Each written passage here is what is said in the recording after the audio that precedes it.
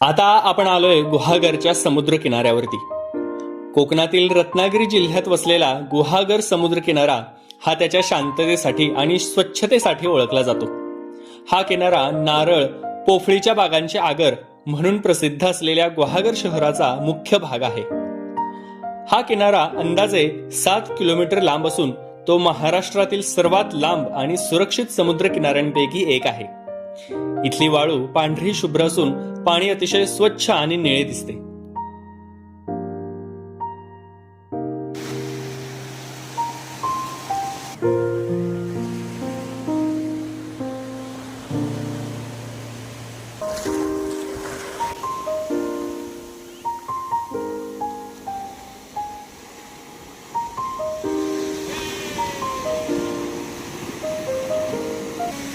मित्रांनो, आता आम्ही जयवंत आणि मी गुहागर बीच मध्ये आहे।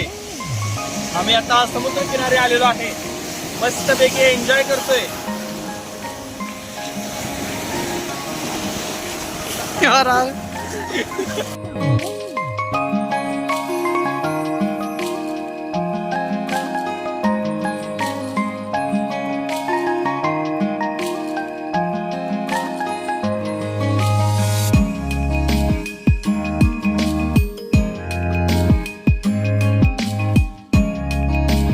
बघा मित्रांनो, हा किनारा किती शांत आणि स्वच्छ आहे।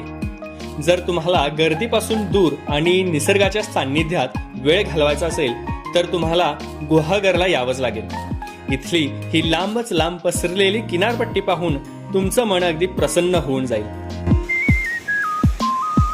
आम्ही आता गुहागर मध्ये फिरतोय आणि आजूबाजूला नजर टाकली तर उंचच उंच नारळ आणि सुपारीची झाडं दिसत आहे।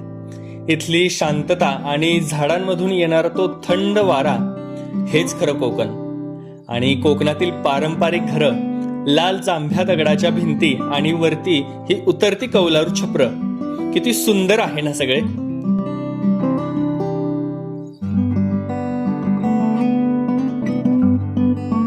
मित्रांनो, आजची आमची ही कोकण ट्रिप आता समाप्त झालेली आहे। आम्ही पहिल्यांदा चिपळूण मधील भगवान परशुराम मंदिर तसेच गुहागरमध्ये व्याडेश्वर मंदिर या दोन्ही मंदिरांचे दर्शन घेतले।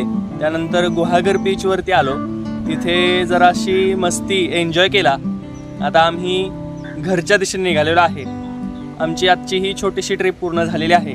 तर तुम्हाला आमचा हा आजचा व्लॉग कसा वाटला कमेंटमध्ये नक्की सांगा आणि अजिंक्य कुलकर्णी व्लॉग्स या चॅनेलला नक्की सबस्क्राईब करा। थँक्यू।